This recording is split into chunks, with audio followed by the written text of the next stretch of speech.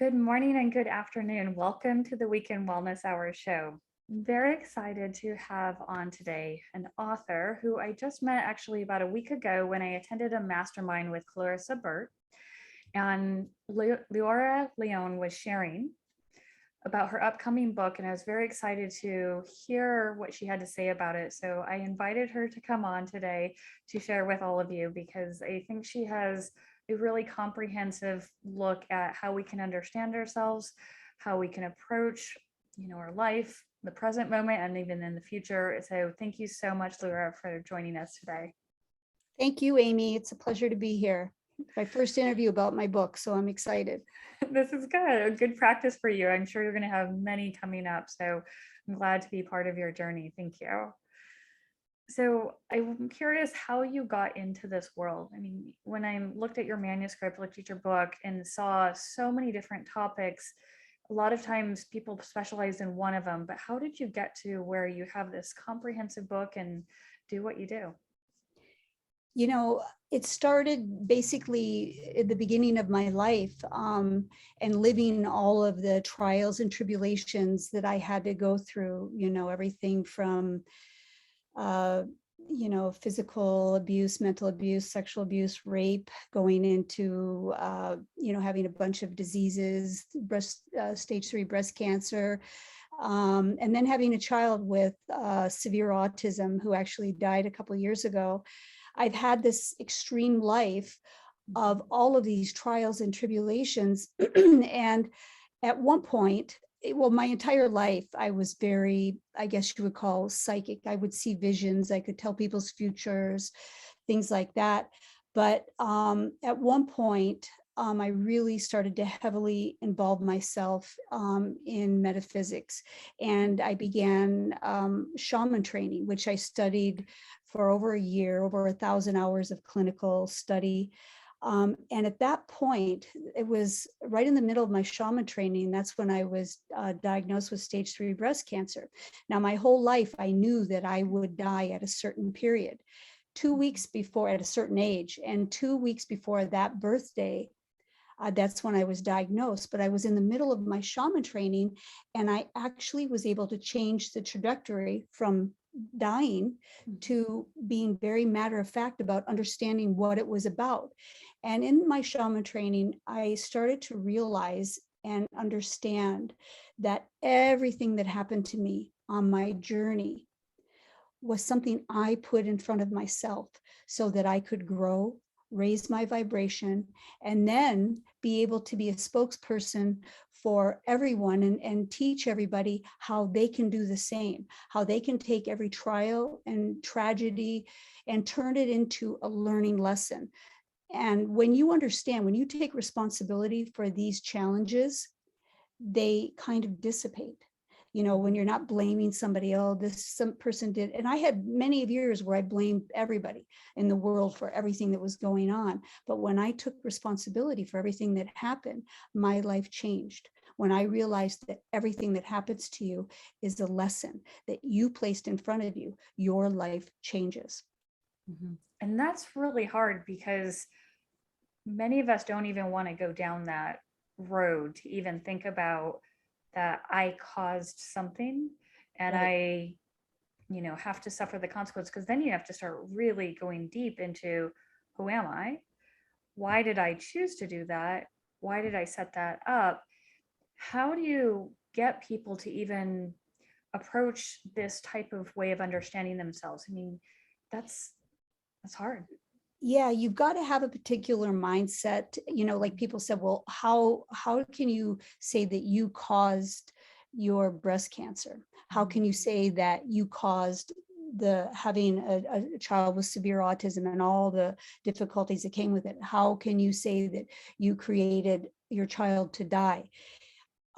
we're in this big karmic existence anyhow, but my belief system is that before we come into this existence, we want to get as close to our divine self, that is being out of the physical body, as we can. That's the God force that is inside of you, and it's inside of everyone on this planet. We are all part of the God force. And then we come into a physical existence where it's an incarnational physical existence, and we place things in front of us to learn and to grow. This is a big school. Earth is a huge school.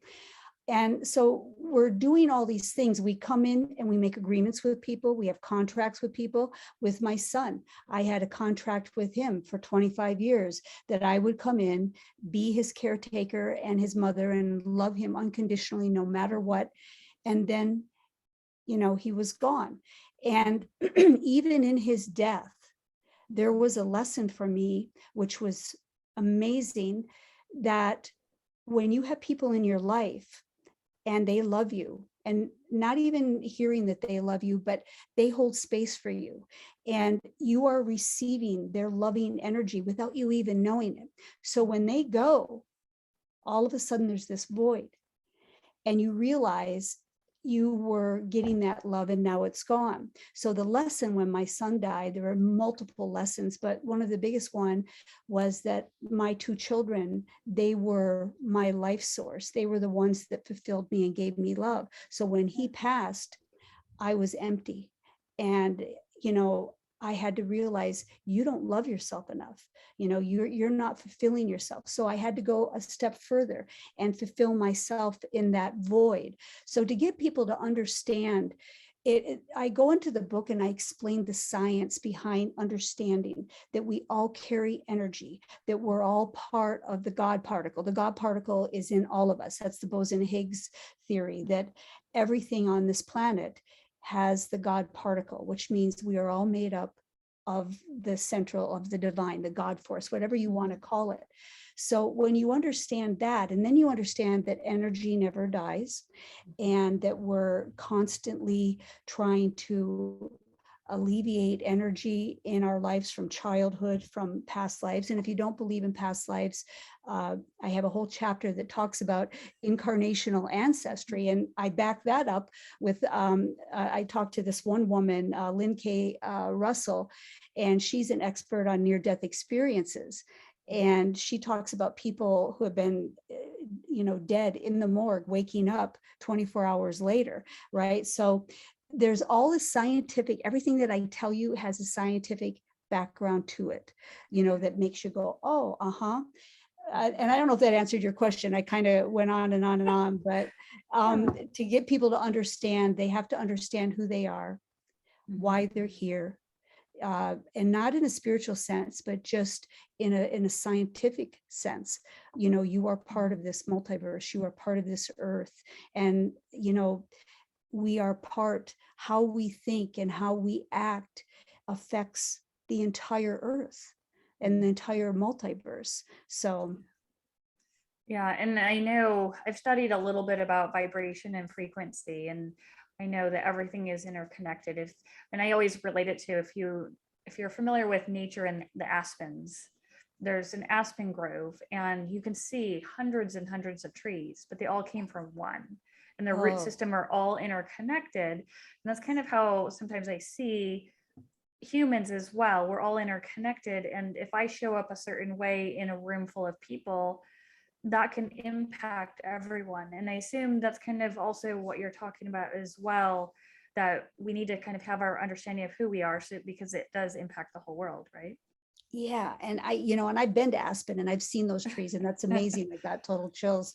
But yeah, your vibration, when I was going on this spiritual journey with my son, who, was with every minute, mom, mom, mom, mom, and being autistic, he didn't understand the need for me to have, self time. And when I would meditate, he'd pound on the door and I'd have to go out and get crazy on him. Like, let me alone. And, I want to have this time. So little by little, he learned that when I went to meditate, Mom would calm down. And it even got toward the end, the last few years of his life, where if he saw me stressed, he'd take me by the hand. He goes, Mom, close your eyes.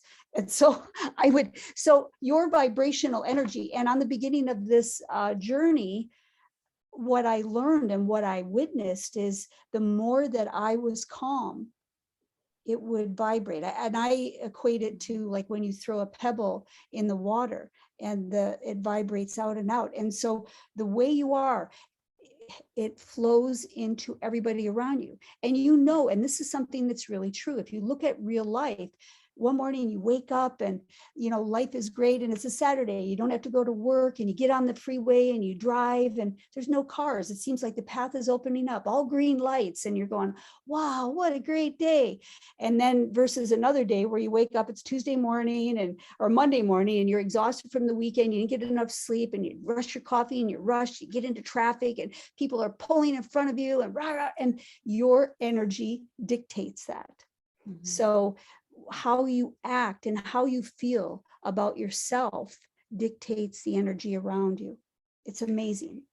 It's incredible. So your conclusions, and you got to hear, so you mentioned the shaman training. Now, I also know that you're an author, you're a TV show host, you a life coach, past life regression coach, energy healer, you're all these things, international motivational speaker, you're all these things. Was it dabbling into all of these experiences and becoming skilled in all these experiences that helped you along the way, or has this been since you've gone through this process? It helps you along the way. And when I first started the shaman training, I became heavily involved. Like I just wanted to learn everything. I kept getting certification after certification. And one step would lead me to another step and another step. And working with Dr. Brian Weiss and learning from him, past life regression opened up a whole nother area. So you collect information and then you utilize it on your life. And it was so interesting putting this book together for publishing.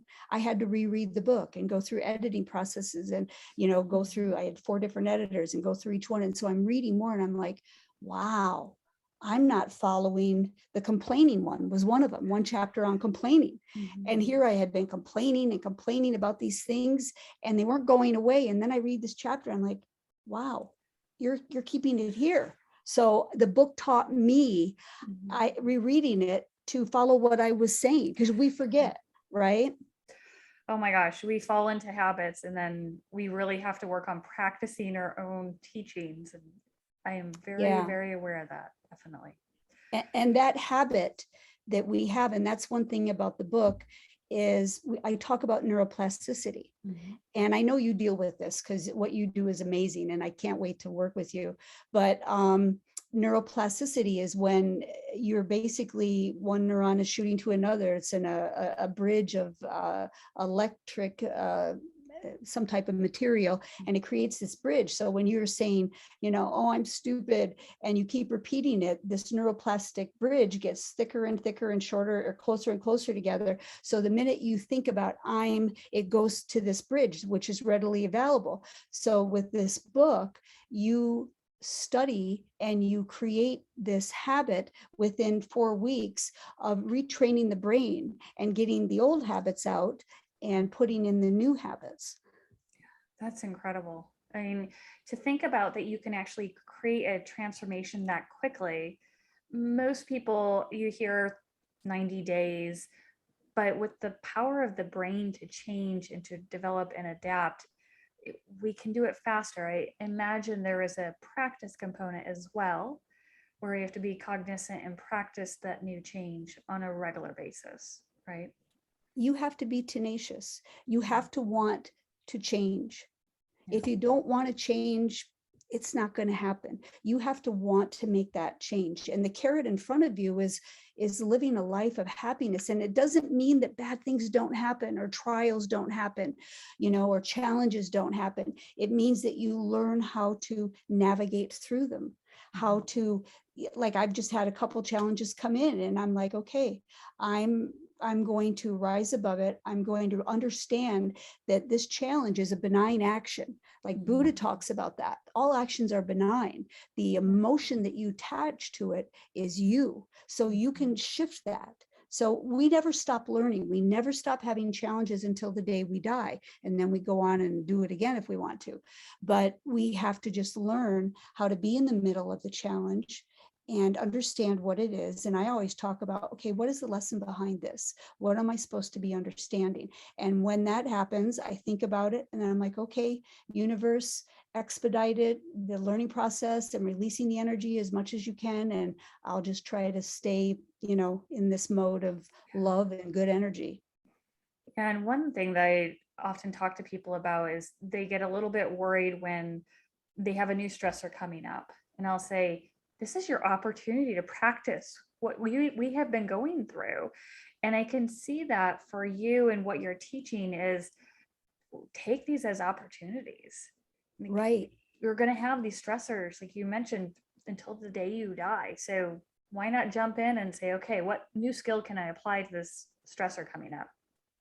Yeah. And one of the reasons that you and I understand it, and I know particularly to me, is I've been practicing having stressors from the beginning that I can remember. So I've learned how to notice it and be aware of it, but then went a step further. And this doesn't come overnight. It's taken people 20, 30, 40 years to develop these reactions.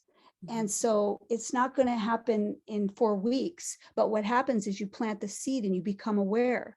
So when I talk about thoughts, words, and actions, your thoughts, we have these negative thoughts. And this book will plant the seed so that you can become aware of them. And once you become aware of them, if you want to continue, you can change it and turn it around. Use the tools to help you realize what's happening, why am I here, and then use the tools to get out of that. Yeah, that's amazing. So now in your book, you talk about a 6-component equation. Can you touch on that a little bit and what you mean by that? Right. And this whole book is based on the 6-component equation that I developed, and it's optimization of body, mind, spirit, thoughts, words, and actions. And you want to live at the optimum of all of those. Like in the body, you want to eat food, you want to drink liquids, you want to exercise, all at the level that you can that optimize your physical well-being. Mentally, you want to optimize what you bring into your mind and who you hang around with. Set boundaries and limit social media so that you're not bombarded by negativity. And then spiritually, of course, optimization of that is to meditate, to connect to your superpower, connecting to the God force, which is who you are, and taking that time to quiet the mind and quiet the body and just let yourself connect. And then I go one step further and talk about thoughts, words, and actions. And so actions, somebody cuts in front of you. So you start by not giving them the finger, or you start, right? And then words, we work on words, what words come out of your mouth. And then you can start being aware of what words you're using, like I'm this and I'm that and all of that. And then thoughts, and thoughts are the most difficult. And in my book, I said, where I researched, we do 6,200 thoughts a day, minimal. Okay. And with all, and half of them are negative. So you've got to start realizing every time a thought comes in, especially about yourself, stop it and change it with something positive. And if you can't, then change it, put in something gratitude, get some kind of gratitude. Wow, that's great. I love that because I've heard that phrase that of all your thoughts throughout the day, 90% of them are the same ones you had the next day, the previous day. Yeah. And just even thinking about trying to neutralize a thought so it's not something critical, but changing it into a positive or gratitude type of, thinking, I can see how that can start to shift and change your brain neurochemistry. It does. Yeah. And, my whole life I've had, and it was partially how I was brought up, the thinking I was fat, thinking I was ugly. And I had to work on that. And still, and my daughter, who's this beautiful young woman, she's like, Mom, the way that you think was instilled with you, she goes, and I understand it, but and it's so nice that this younger generation is changing the way we think and accepting bodies of all kinds. And there's not just this skinny thing, and we're not supposed to look just like this or dress just like that. I love the diversity that is coming out now, where everything is, accepted and looked at. And that's where we want to be, because a lot of, and even, we just have these negative thoughts about ourselves constantly, and we have to flip that. And it's difficult, believe me. It's been a challenge for me my entire life. Yeah, So, and it's hard. And I like that you are in your equation, you're working through all these aspects. It's a multifaceted approach, because right. it's not just one thing we have to work on. And sometimes it can get overwhelming. So I'm curious your thoughts on that. If we kind of look at, okay, I need to change this, and this, how do you approach helping someone through that? Well, I have created a journal page, and it's going to be in my book. And then if you go on my website, I'm only going to put a couple of them in my book, and then you can download more. But this is just, and I hated journaling, all of the things that the people that I studied with, oh, you have to journal. And it was just really hard for me. But I created one journal page that talks, it's just one page. It talks about what you're grateful for today, what you would like to work on today. Then it goes through body, mind, spirit, thoughts, words, and actions. And then in the top, you go, okay, day 1, week 1, Tuesday. And then you write, okay, today I'm going to drink 8 glasses of water. And that'll be my body one. And then my mind one, I'm going to finish reading this uplifting book. And then spiritual one, maybe I'll go walking and quiet my mind. And then thoughts, words, and actions. So it gives you 6 areas that you can work on. And then at the end, and then you can pick it up back at the night, like, what was successful for me? What do I need to work on again? So it's just a simple guide that will help you through the week. And then you can go on the next week and say, well, I didn't do this very well. I didn't drink my 8 glasses of water. So I'm going to put that down as again. Or you can change it up and say, well, now I'm not going to eat sugar. Right. So it gives you just a little bit of a guide to help you. And you don't have to write a bunch of stuff. You can circle things and check things. And it's just one page that will help you navigate the process. This is fascinating. And kind of along that line, you have a chapter where you're talking about there's symptoms of not loving yourself. So what does that look like? How do we know if we're kind of falling into that rut, and then we could use your equation and kind of work on things? How do you know? Yeah, not loving yourself, it's such a huge range. One of the things about not loving yourself is not setting boundaries, allowing people to manipulate you, allowing people to, if you're a giver, you have to work on that. You have to set boundaries. If people are treating you bad, that you're allowing it, that's a symptom that you don't love yourself. I got to a point where I said, I love myself too much to have to deal with A, B, C, D, E, and all of these people. So you have to set boundaries. You have to change your thoughts, change the way you talk, how you eat, and last night I ate 12 chocolates. My daughter got me a box of chocolates, and I was sitting there and I just started eating one, and I don't eat sugar, but I allowed myself to do it, to do it. And just for that one time, and I enjoyed it. And I said, you know what, I'm going to eat this chocolate, and I'm going to eat another one and another one. And I didn't beat myself up on it. So there are ways that we beat ourselves up, taking grief, or taking stress from where we work, having someone treat you poorly in any relationship. You have to look at, are you living in the highest vibration that you can every day, surrounding yourself with love? And what isn't loving you? That's not loving yourself. Look around and see, it's a person, place, or thing. And if it's a job that's not loving you and you're feeling bad, that's a catalyst to get you moving. If it's a person that's making you feel bad and you walk away and you don't feel good, there's an opportunity to stop that energy from coming in. You're not loving yourself if you allow people to treat you bad, or you allow, a workplace to make you feel less than. Mhm. So Yeah, those are some ideas. that definitely. And we often see it show up in the body too, Mhm. where people start to have pain or anxiety attacks. So I can imagine, I mean, there's so many layers of not loving yourself. I mean, I can imagine that changing your environment is a huge one. It's a great way to make a radical change. Yeah, and you have to go back and think about a lot of this comes from childhood. Mhm. How you were treated during the developmental ages from 1 to 8 or 1 to 7.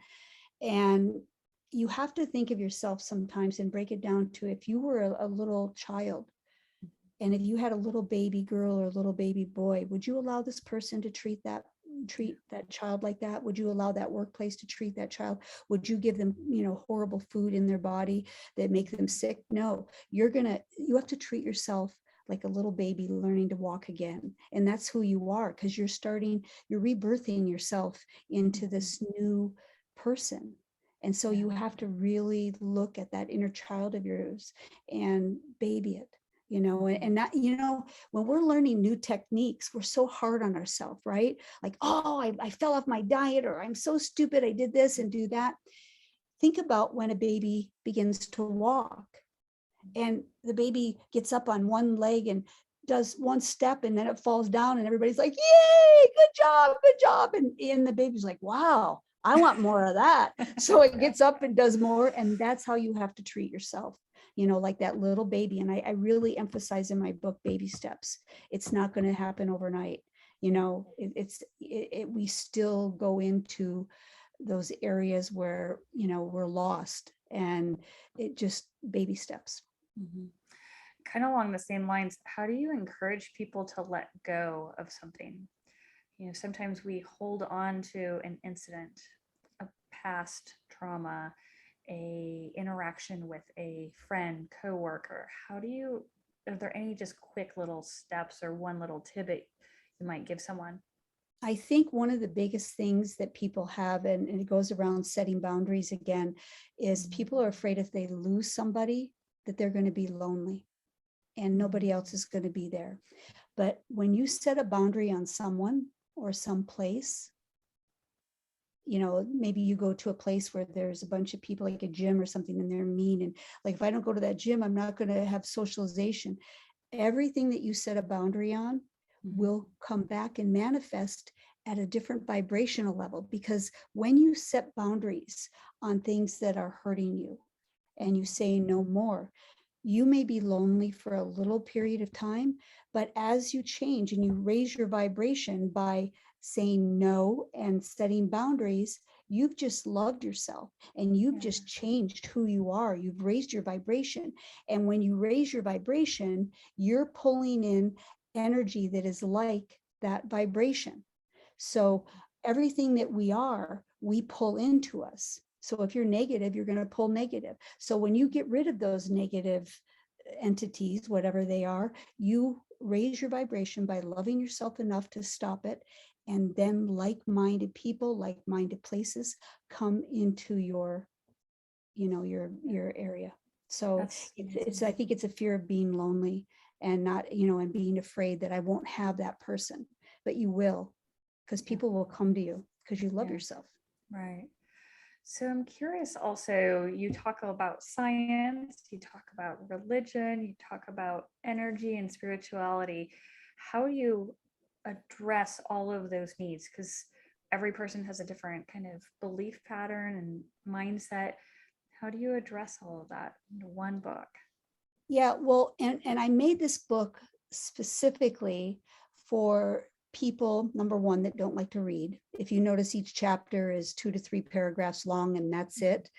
I gave them tidbits of information so that they, like, the Boson-Higgs theory, Mhm.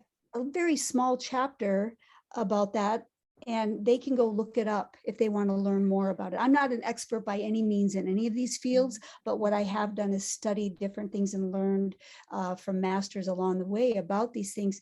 So I give them snippets of information, talking about frequency, the hertz of the body, the hertz of each organ. And it's really basic knowledge that you can find anywhere, but it helps you when you start learning that to be at a particular level of vibration, which you can actually study, and that they have studied, you are healthy. If you drop below, if you drop down into 35 hertz for your entire body or something like that, you're sick. Different levels of hertz are in all of your organs. So you can raise the vibrational hertz of your body by taking care of your body. So I'm giving you little tidbits of science throughout the whole book where you can go and look at it, and maybe you'll go, okay, let me look at that and then go investigate it further. But I cover everything like religion and spirituality. And because not all people that I wanted to make this book so that it reaches everybody, male, female, religious, spiritual. And that's why I based most of it in science, so that they would say, okay, well, this is science, then it's got to have some validity to it. So I tried to give a lot of information in a small amount of time so that people could kind of get a broad understanding of who you are physically in this physical reality. Yeah. This is great. And then can you touch on a little bit of some of the solutions you have for people to understand themselves and to change their trajectory? You've mentioned meditation. Can you just touch on a few others that you have? Yeah, well, and we want to have the optimization of all the body, mind, spirit, thoughts, words, and actions. So anything that you can do for yourself, physical, go walking in the woods or walking on the beach, take in that energy, limit social media so that your brain isn't overwhelmed. We've got a world that there's so much chaos in. And if every morning you're looking at the news and seeing somebody was shot in Detroit or this and that, and then the war in Ukraine and everything, it becomes super overwhelming. And it doesn't mean that you don't care. It just means that you limit what's going into your brain. And so if you're worried about things like the war in Ukraine, do a meditation where you imagine yourself and the whole world in a white light. So that will help you. When you're eating food, you want to eat food that gives your body good energy. And then, going into your thoughts and keeping your thoughts in a positive vibration rather than negativity. There's chapters about, one of the chapters that I really love is, and I kind of named this, it's called Being in the Flux. And we get into periods, and even I do, everybody does, I'm sure even Gandhi did, or Mother Teresa, where there's times where challenges come to you, or you're so entrenched in a feeling of, I don't know what to do, I don't know where to go. You have to understand that the body and the mind and the spirit, when they are getting ready to level up, they go through a period of, I call, being in the muck. And so when you're in that period, I want you to understand that it's just a transitional period. So anytime you're feeling out of it and you don't know what's going on and I don't know where to go, that is the transition. And you have to trust that the next step is the step up. And you're going to all of a sudden go, wow, I know where I am now. I know where I'm going. So those are little tools that I give in the book to help people understand just everyday life. Oh, that's great. That's wonderful. Thank you for sharing all that. So now the book is also kind of like a workbook as well. Why did you design it like that to help people? Because reading a book, you know how we all do it. And now especially we read it maybe, at lunch break or before we go to bed, or God forbid while we're sitting on the toilet, but, and then we put it down.